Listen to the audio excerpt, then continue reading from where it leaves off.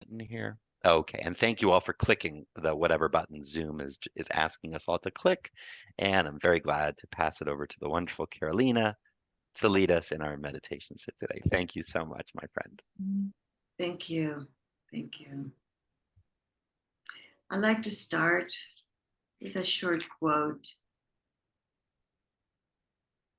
The most beautiful people we have known are those who have known defeat, who've known suffering, who've known struggles, who've known loss, and have moved and found their way out of the depths of suffering.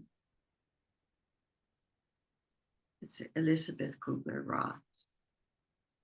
So I invite you to sit back,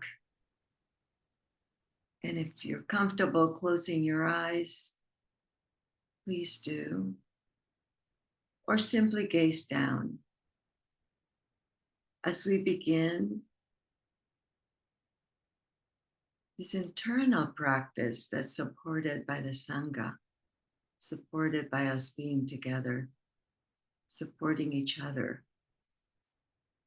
through the struggles of life, through the suffering, and coming to presence, being here on this Saturday morning or evening.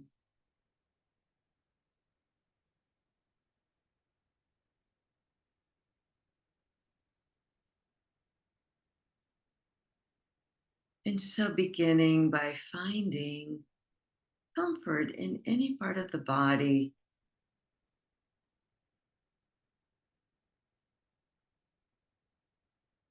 where you can bring the awareness to right this moment, right now. Just kind of settling into whatever comfort you feel at this moment.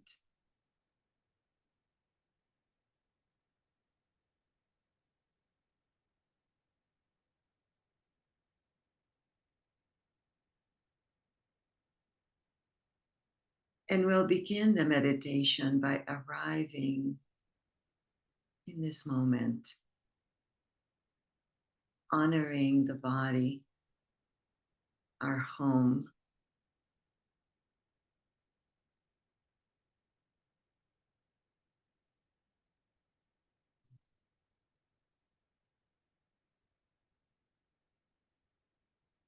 and noticing with loving awareness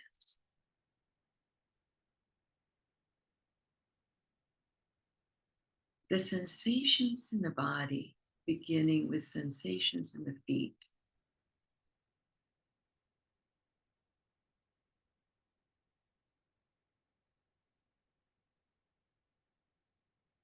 This is the beginning of a grounding meditation, grounding ourselves in the present moment,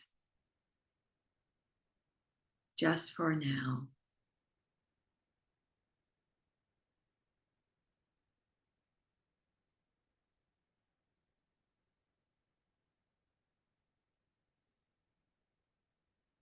And you may notice sensations of coolness or warmth or neutral. In particular, noticing the soles of the feet in contact with the floor or the carpet or the cushion.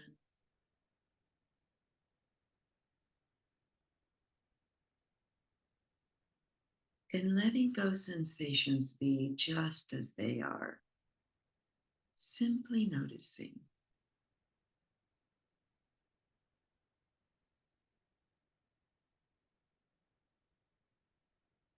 Mindfulness is a way of paying attention intentionally to the present moment. And if it's possible, with loving awareness and acceptance.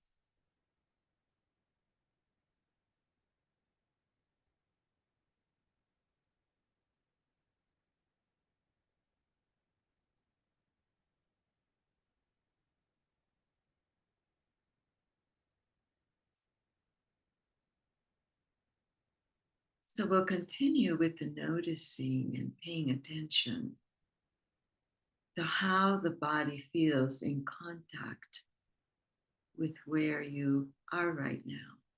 The physical contact.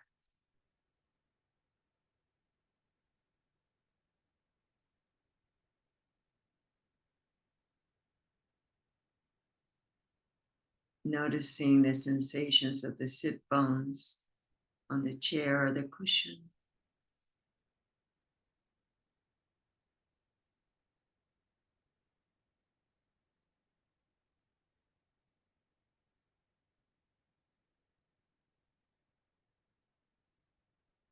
The softness of the hands resting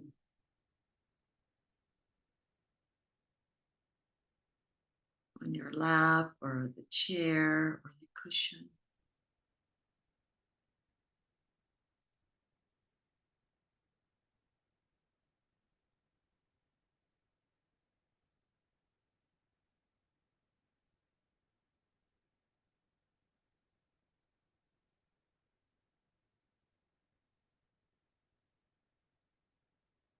And noticing any part of the body where there is tension or discomfort.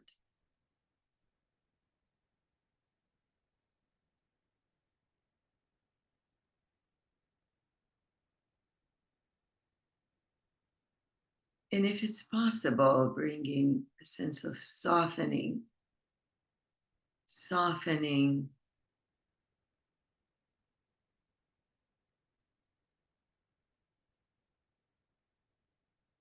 to any part of the body that needs special attention.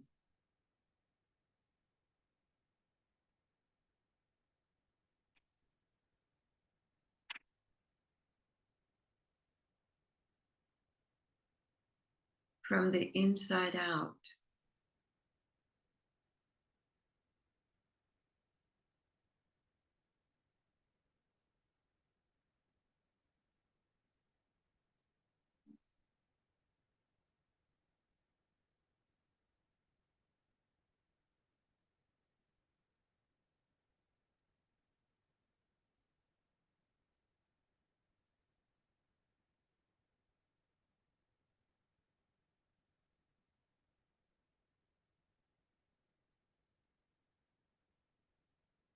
And noticing or bringing the awareness to the space you're in, the space you've chosen to be in this morning, the walls around you, the ceiling above you, and the ground beneath you.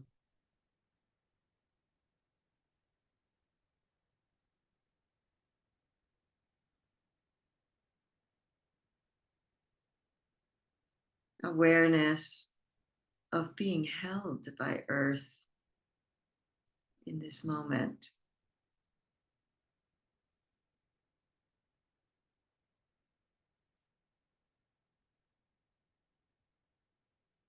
And the connection of being interconnected with all sentient beings at this very moment being held by earth.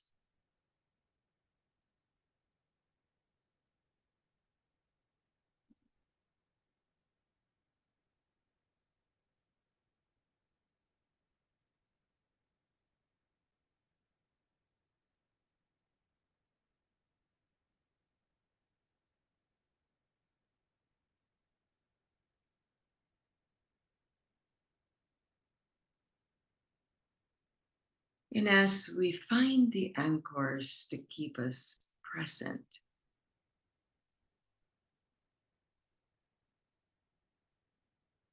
bringing the attention to the breath,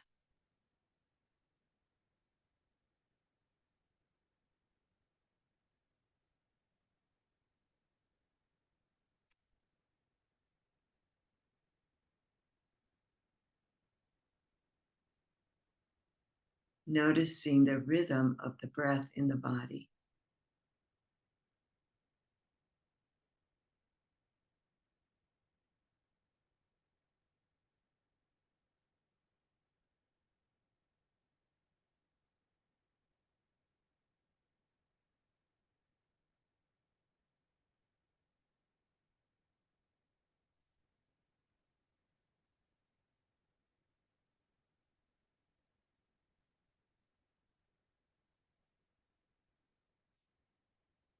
And seeing if you allow the presence of the breath to be this moment's presence.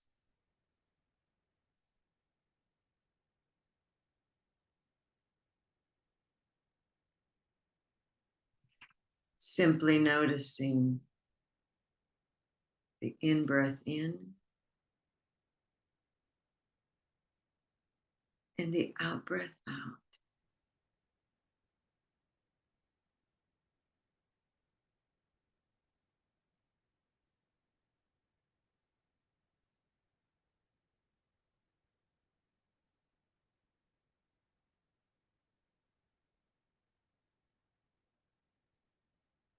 And allowing the breath to be the source of healing.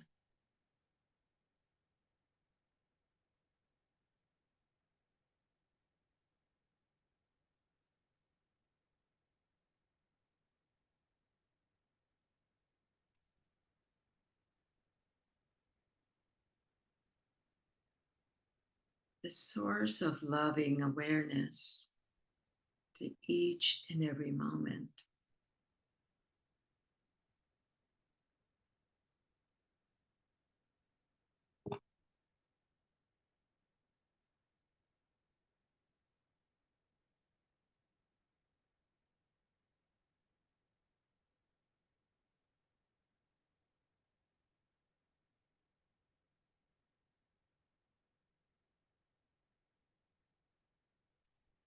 And when you find the mind's activity distracting with thoughts that come and go,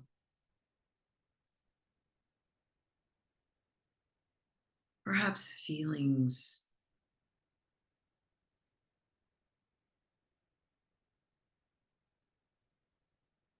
triggered by thoughts and stories, memories, fears, whatever comes to mind,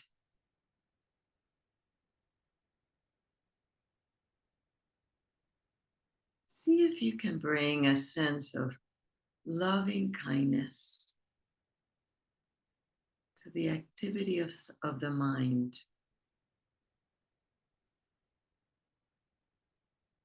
a friendliness towards the thinking mind, the worried mind, the fearful mind.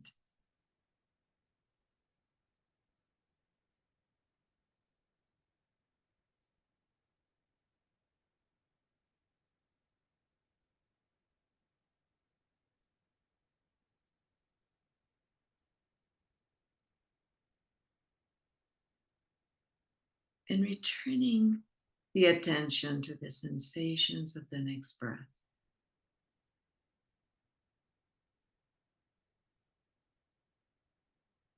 Bringing the attention back, beginning again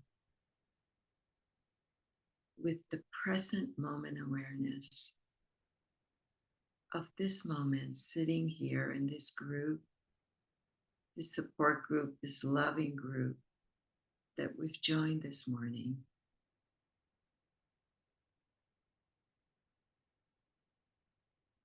All of us breathing together at this moment,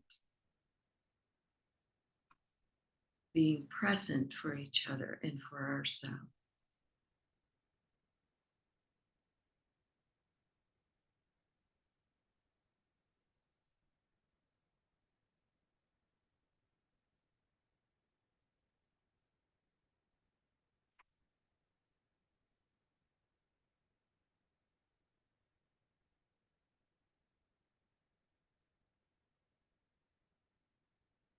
Beginning again, noticing the rhythm of the breath in the body.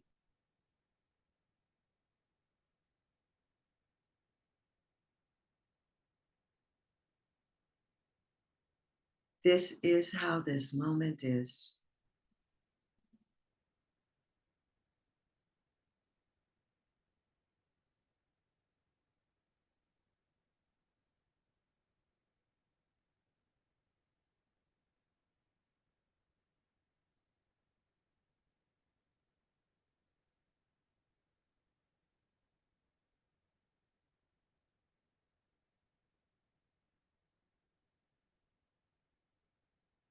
in finding the anchor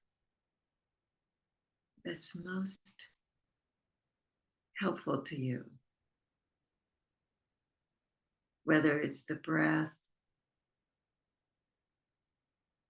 or the sounds around you.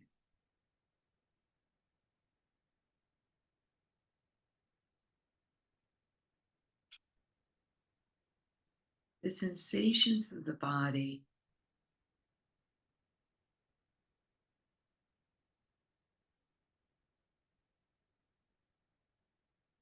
and whenever we become aware of the thinking mind and what's going on there, what are we aware of?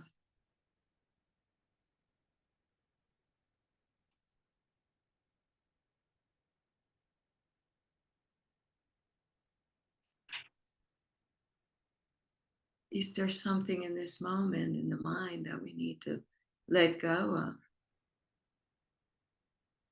And giving ourselves permission, allowing for this moment, just for now, to let that go.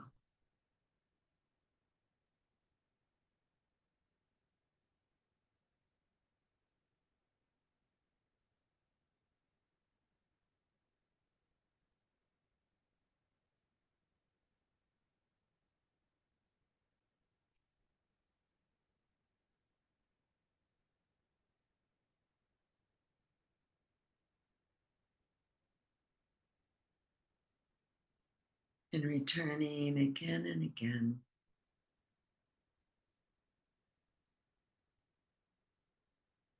to the sensations of the next breath. Our constant companion, our loyal companion, the breath.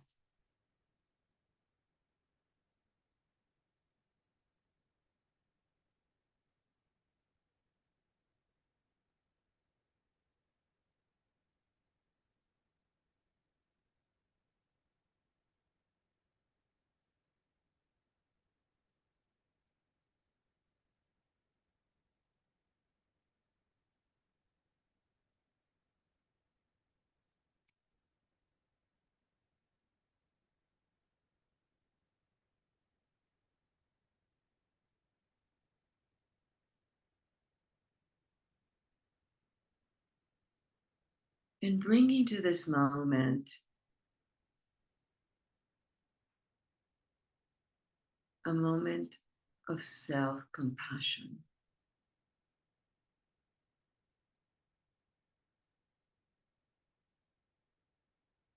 An awareness of how difficult life can be, how painful we experience.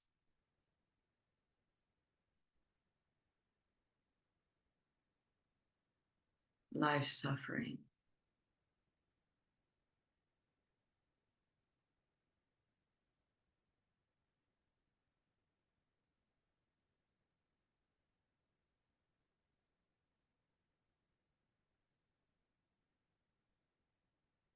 And bringing the right hand over the left hand side of your chest, over your heart, for what we call the self-compassion touch.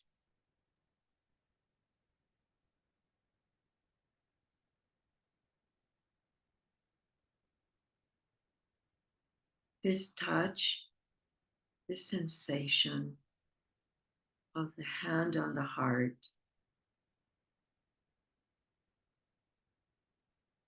it's a moment of loving kindness to ourselves for all we have to deal with in life.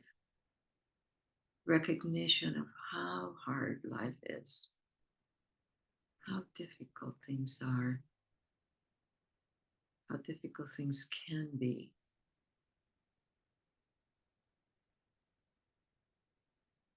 And knowing that we're here in this moment to take care of ourselves and each other.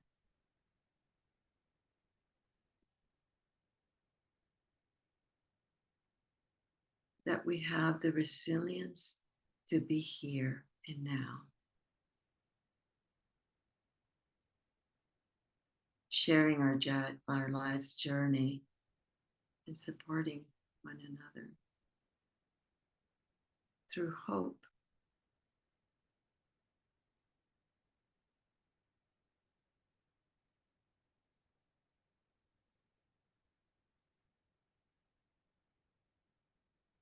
This touch of self-compassion also serves to calm the nervous system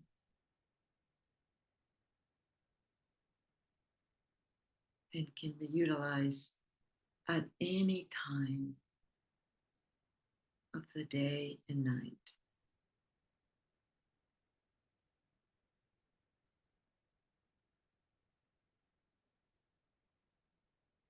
As a reminder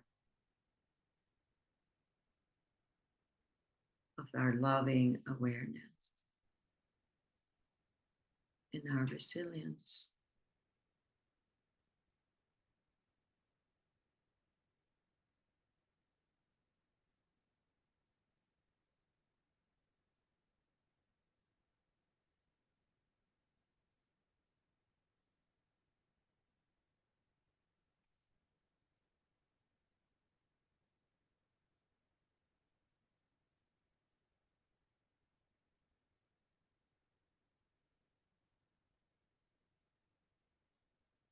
And when you're ready, in your own time,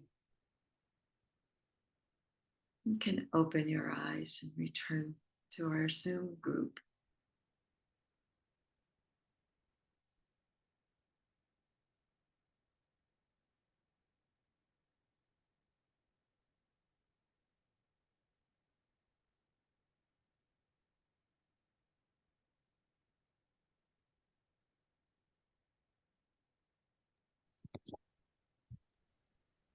Thank you so much, Carolina. Thank you so much for leading us in this sit. Yeah. Thank you for your practice. Yeah. And welcome back, everyone, and welcome to those who joined mid-sit. I'm Brian, along with Carolina and Dr. Jamie Gamboa, and we are still the InsightLA Mindfulness and Deep Suffering weekly practice group. We're a practice group, we're an affinity group. This is a wonderful group that I love. We've been sitting together for more than 3 years now. So I'm so glad that we can connect from all over the world. Yeah, it's good to see everyone. So today, and again, it's so great to see you, Jamie. Thank you for being here. I was trying to count the number of times you've been here. I bet you it's more than it's probably maybe a Is dozen now over the past that 3 years. right? Maybe, maybe. But I'm so glad you're here, and particularly for our series on sitting with suicide. And today our topic is suicide survivorship, those of us who are lost survivors. And if the statistics are correct, and we think they are, maybe some of you saw the new statistics that just came out a week or two ago from the CDC for in the United States, the numbers of suicide deaths and suicide attempts are the highest they've ever been in recorded history. So this is, well, it's so many of us have had our hearts broken and our lives turned upside down. And uh, most rooms, like the room we're in right now, 60% of us or thereabouts have lost someone to suicide. So yeah, maybe about 7 of us or so have lost someone to suicide. And that's true for Jamie and I. We're both lost survivors as well as being therapists. And so, Jamie, can I ask you? I think this is the first time we've ever had this topic. Well, we've done the Sitting with Suicide series, but I think this is the first time we've done the how to survive, what is not survivable, how to survive a suicide death, how to survive a suicide loss. Why do you think it took us so long to do this topic? Because this is such an important topic, because I think I was a little scared to do this personally.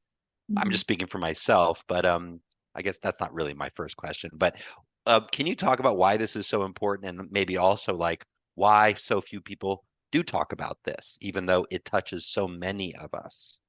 Yeah. You know, the thing is, Brian, I thought actually we'd already done it. We haven't, but maybe part of it is that it's so woven into every other topic that we do. We haven't had a topic specifically on suicide loss, but we talk about it every time we have a conversation. So I was actually surprised to realize that we haven't had an official talk about suicide loss. Yeah, yeah, we do always talk about. I know I always talk about the people that I love who I've lost, like Erica, and you, and it's always in my mind. Mhm. Personally, I wish people would ask me more about Erica, but I know people are scared to ask me. They think I've forgotten or something, or they think that, I don't know what they think. I What think do people? they're gonna remind you Yeah, yeah, by bringing up her name and then yeah, make you sad. And right. also, I think sometimes people don't really know the social protocol for navigating conversations like this. So it makes other people feel awkward and uncomfortable because they feel like, I don't know what to say. Like, what do you say in a situation like this? It's unspeakable. And so people try not to speak of it. Yeah. Can I ask you another? Well, I don't need to ask you permission. Is it okay if I ask you? Is it okay if I ask you if it's okay I ask you a question, I Jamie? love how you keep asking, and you know that I'm autistic and that my humor is going to say, no, you can't ask me any questions. That's why I love you. That's my favorite sense of humor. Okay, well, I kind of want to ask you a big question. I know a few months ago someone asked you, what do you think the meaning of life is? That was a pretty good one. But I want to ask you a big question. I know you're a poet, you're a therapist. We both used to work together at the Suicide Prevention Crisis Hotline. We're both loss survivors. So this is the big question because we're talking about grief and we're also talking about how we relate to each other in our grief and how lonely the walk is of losing someone. So this is my big question. Why is grief such a taboo topic? Why is grief in our society so hard to, why is it such a lonely walk? And I know that we've all, I mean, it's such a mystery, but at the same time, for so many of us, the suffering in silence. It's the silence that is just breaking our hearts and our souls and our spirits and everything. So, in your view, personal and professional, why is it that grief is such a taboo topic in our lives and our society? Yeah. Well, there are a lot of different ways you could approach answering that. One is looking at it historically. It does seem like as a society, we've become increasingly disconnected from the process of loss and grief and death. It kind of happens off screen a lot of the time. Um, instead of loss happening usually in your home and it being an everyday occurrence, now it happens in the hospital. I think also, like I was saying before, there is um, difficulty for people in navigating the social protocol around grief. And maybe it's just lack of practice. Maybe we're taught that it's not polite, um, and that you should be happy. There's also this social expectation that happiness is the ideal state of being, and things that take away from that are kind of frowned upon. I know I've talked to you before, Brian, about this one time I was doing the suicide prevention presentation with a group of young people. And one young man was really adamant that actually asking somebody if they're thinking about suicide and talking about suicide with a friend you're concerned about is the wrong thing to do, because you shouldn't put that idea in his mind and you should try to cheer them up. And so I was very patiently trying to explain to him why that was not the case. Um, but again, he was quite adamant because that's the way that we're socialized. Don't talk about things that make people sad. It's rude, not just taboo, but like that's not the proper thing to do. Um, I think I also mentioned a friend of mine who lost her mom, and she was really hoping, understandably, that a close friend of hers would talk to her about the loss and about her mom and how she was feeling. And she told me the friend showed up at the doorstep with some flowers, shoved the flowers into her hands, and was like, I'd love to talk to you about your mom whenever you're ready. I'll see you another time. Bye." And she's like, I'm ready now. Because again, people don't know what to do. It makes people feel awkward and uncomfortable. And so instead, people just sidestep it entirely. And maybe also it reminds people of their own mortality. and certain existential truths that we try not to think about too hard. Yes, some of us try very hard not to think about that. I have tried and still sometimes try very hard not to think about that we're not here, that all things, all living things die. Um, yeah, I remember there was a gentleman that came, and as I mentioned before, everybody, Jamie and I, we used to be crisis counselors at the Suicide Prevention Center here in Los Angeles, which was the first suicide prevention center in the world. Really started in earnest after Marilyn Monroe's death. And Jamie and I, we've also presented, and we're also shift supervisors. And I remember, Jamie, there was a gentleman who came in, and on the very first day of the training, so he volunteered to be a counselor. And we have people from all over the country volunteering and answering these calls for us. And he raised his hands within the first 20 minutes, and he said, "I'm a little confused because suicide is it's a moral failing, isn't it? And therefore, how I don't understand how am I supposed to help people if I need to tell them all that they are weak and selfish and morally kind of wrong." And he was saying this in front of everyone. I was standing in the back, just like, um, now, okay, the one thing you're probably thinking is, well, whatever happened to this guy? He did not become a counselor. He did not become a counselor, y'all. But it goes to show that, and again, I'm not to make light of it, but it's just so interesting that he wanted to help. He volunteered. He was volunteering 4 hours of his time once a week to be a crisis counselor. Yet the stigma and the taboos and the misunderstandings and the misperceptions were so deeply held, like it's held in so many of our families and cultures and faith traditions, and that he couldn't even extricate himself, if I'm saying that correctly, from the wait, suicide means they're a bad person, right? Right? And so, ugh.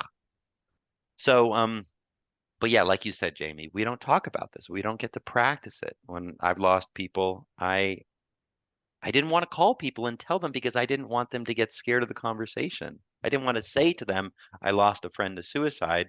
Can I talk to you?" Because people would then say, "Well, okay. Well, He's yeah, up. can we schedule a time to talk about this? I don't really feel like I'm prepared to talk to you right now about your heart and your pain, Brian." Right. Which, none of us are ever prepared to be suicide loss survivors. So there's that too. I remember really feeling quite angry at Jen's family. Jen was my friend who died by suicide. Reading her online memorial, and her parents had her phone and her social media and were posting on her social media under her name, which was very eerie. Saying all these things about her, but never once did they mention that she died by suicide. And that's not what Jen would have wanted, because Jen was very open about struggling with suicidal thoughts every day of her life for almost a decade. And she quite regularly spoke about it, posted about it in public spaces. And so it was this unspoken thing that everyone knew that that was how she had died, but still her parents didn't want to say it or write it, as the case may be. Yeah. Yeah. It's just there was a suicide death last year in Los Angeles at a school outside Los Angeles, and I saw I'll keep it very vague. Somewhere in California, this tragedy took place a week before graduation. Awful. And there was an email message that went out from leadership in that area, in the school board, whatnot. And I think this was within a day or two of the suicide death of this 17, 18-year-old. And the message in the email, the first line of the email said, "Today's a new day, everyone, Oh and we man. are ready to look forward to a." And I had just learned about this young person and their family, and it just broke my heart that they were moving on and not acknowledging. And for that student, just like the people that I've lost, they are so much more than how they died. So much more. I feel angry sometimes that they're so much more than how they died. And at the same time, it's so hard to find places to talk about it.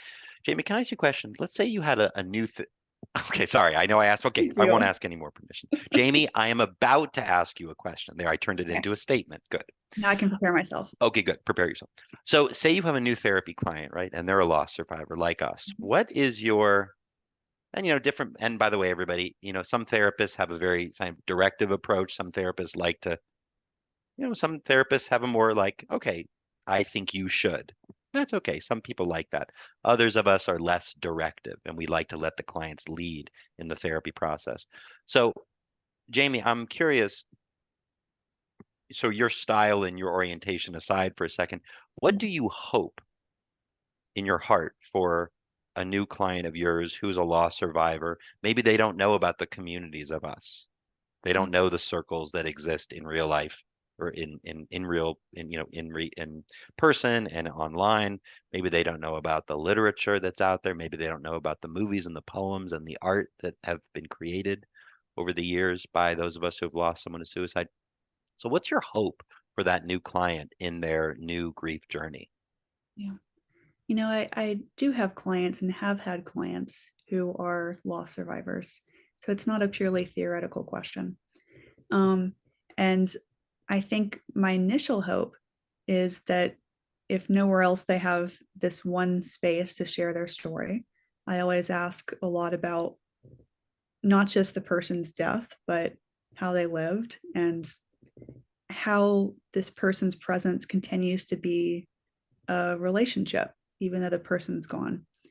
And, of course, I'm going to give a lot of psychoeducation and talk about all the literature in the community. But I really love talking about this continued bonds model of grief, which, of course, as a grief person, you're very familiar with, Brian. The basic idea being that even after somebody dies, the relationship continues, and that grieving is a way of having a relationship with somebody after they're gone, which people in the grief community now, of course, much prefer to you need to move on, because what people were finding is I can't, and moreover, I don't want to. Oh yeah, move on, moving on. Are you ready to move on? Have you moved on? And sometimes people don't say those phrases to us, but it feels that way. Mhm. And instead, um, how do I move forward? And moving forward versus moving on. Moving Moving with. forward, it's still impossible. It's still torture. It's still heartbreaking. For some of us, we've been knocked down and thrown down. It's like a grenade that's gone off in our lives and in our families. And for some of us who have been, rocked by this explosion, for some of us, we never get up. We never get up. It's true. I mean, it's true. For some of us, we get destroyed by this. And I mean, Jamie, I was about to say, it's a question of when, not if, we get up after our suicide loss experience. But no, the truth is some of us, we never get up. It's too much. It's too devastating. But if you don't get up, you know what? You can make the floor a comfortable place to be. I There's love not a that. way that you're supposed to live life. Yeah. And you can live life in a comfy nest on the floor. That's okay. Yeah. I love that. Yeah. And some of us don't want to get up again. And there is a community of us too that are laying, some of us on our stomachs, some of us on our backs, some of us on our sides. And Mm-hmm. the continuing bonds, and this came about in the mid late 90s, y'all. We finally moved away from the Kubler-Ross stages of grief, which absolutely no disrespect to Kubler-Ross and her research, which was initially, some of you know, yeah, initially it was about the stages of dying that she was doing research around. So yes, it turns out that many of us, or those who are in the stages of dying, do go through periods of depression, denial, do go through periods of anger, do go through periods of bargaining. DABDA is the acronym for the stages. But when her stages of dying were then transposed as a model on the stages of grieving, it was never quite a good fit. Yes, it was very popular and everybody learned about it and it did help. And at the same time, there were limitations. For example, like Jamie, you were saying, the linearity of grief. You got to move on, get through, and graduate. But now we know that no, how do we stay connected to the people that we love across the divide of life and death? How do we stay connected? And this, I'm grateful because there's all so many ways that I can stay connected to Erica, to stay connected to so many people that I love through just talking to them in the car, in the shower, in bed, sometimes out loud, sometimes in my mind. Sometimes I listen to their favorite music and I dance. I actually have a friend of mine that died by suicide 4 weeks ago, and it's awful. And I've been texting her Yeah. because she was a social worker and a therapist just like me. She specialized in suicide, like me. She died by suicide here in LA, and I've been texting her. And yeah, I don't really talk about it. I mean, this is probably something I would have shared with the recording off later, but I text her and I feel a little bit weird sometimes. I do. It feels a little bit, but it also feels so nice because part of me wants to stop myself. Brian, this is stupid, but I do it anyways. And I've been texting her. I say, I miss you. Mhm. And then I also updated her about the status of some paperwork I'm working on as a social worker for licensure. So it just feels so good. Yeah. It's not Uh, super. I mean, I have done and do similar things. you do? I think absolutely. I mean, Jen and I used to talk a lot on Google Hangouts. Like I said, her dad had her phone, and so I couldn't text her because he was reading all of her texts, and in fact told me about her death by texting me from her phone. Oh, So of course I didn't text her after that, but I did talk to her on Google Hangouts, and I posted on her Facebook. Um, and I have a little altar of sorts there for her. I'm not actually a very spiritual person, but even so, it is comforting for me. I light incense for her. And when we were in college, I bought this really cute, tiny little teapot with like little tiny cups. And I said, Jen, this teapot is so cute. I bought it in Chinatown. I'm going to use it for my dolls. And she's like, Jamie, that's a Chinese teapot for the dead. You can't use that for your dolls. It's very oh disrespectful. no. Like, yes, I'm sorry. I am a dumb white girl. So I now use it to make tea for her for its intended purpose. And I do that on her birthday. And sometimes just in general, just because. And, maybe somebody coming from the Kubler-Ross way of approaching grief would think, oh, that sounds very unhealthy. It sounds like you need to accept that this person is gone. But from the continuing bonds model, like this is what surviving a loss looks like. And as we all know, a suicide loss, it's what we call like a complex bereavement. It's a type of bereavement that is complex, and there's so much of a tendency to get stuck because it's such a tangled form of grief. It's not like, I don't want to say, what people think of when they think of grief. Somebody dies maybe after a long illness. You had a good relationship with them. You have the support of your friends and your family. What grief we hope like will look like. Because even though, of course, we don't want our loved ones to die and we don't want to die, we all know that's going to happen. And when it happens, we want to have a good death and we want to have good grief. But things get caught and interrupted and stuck in complex cases. And suicide is definitely one of those where you have a mixed cocktail of emotions about what happened. And it's a tangled thing to have to try to move through as a loss survivor. And also, again, there is this extra added level of stigma, which makes it even harder to talk about that loss, even harder than other kinds of loss. Oh my gosh. Yeah, it's and I see we maybe just have another few minutes and then we can turn off the recording and have questions and reflections and responses and community and sharing until for the next half an hour or so. But I wanted to share something else, an example of what you were just talking about, Jamie. Uh, I was volunteering at a grief support organization somewhere in the United States.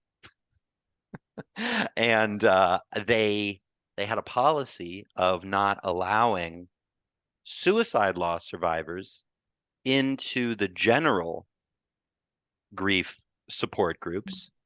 Now, there's lots of good reasons why that is helpful. But I came to find out one of the reasons why there was an incident that happened in a general grief group, where this was a group for parents who've lost a child. And for those that aren't familiar with this in the field, there are groups that run, let's say, for maybe 6 to 9 months. There's groups that run maybe from 9 to 12 months. There's groups that can run from 12 to 18 months. And the groups for parents who've lost a child typically run for longer amount of time, 12 to 18 months. Yeah. And so this was one of those groups. And they had a parent who had lost a child to suicide. And in this group, the general group in which they allowed suicide loss survivors, one parent said to that grieving parent, "How could you have let your child kill themselves?" In the middle of the group. And I'm sure the question was coming from a place of similar pain and loss and hurt. And at the same time, it was another grenade that went off in that mother's life. How could you have? And we have this too for a lot of us, for those of us that have lost a friend. Didn't you see the signs? Or for those of us that have lost a parent or a sibling, how could you not have known? And again, I feel it feeling a little bit upset right now just because, you know, so but that's heartbreaking, don't you know, Jamie? When you hear that story, it's like in the middle of a grief group. She And, heard that. you know, we would always rather feel guilty or ashamed than helpless and powerless. And my sense is that's where it's coming from. That feeling of helplessness or powerlessness. When we lose someone, and this is especially poignant when you're losing someone to suicide loss, there is a tendency to blame yourself, sometimes others, because underneath that is this belief, well, even if it's my fault and I have to feel terrible about it, it was in my control. Because the idea that it was not in your control at all and there was nothing you could have done is too scary for a lot of people. It's too scary. Yeah, helplessness.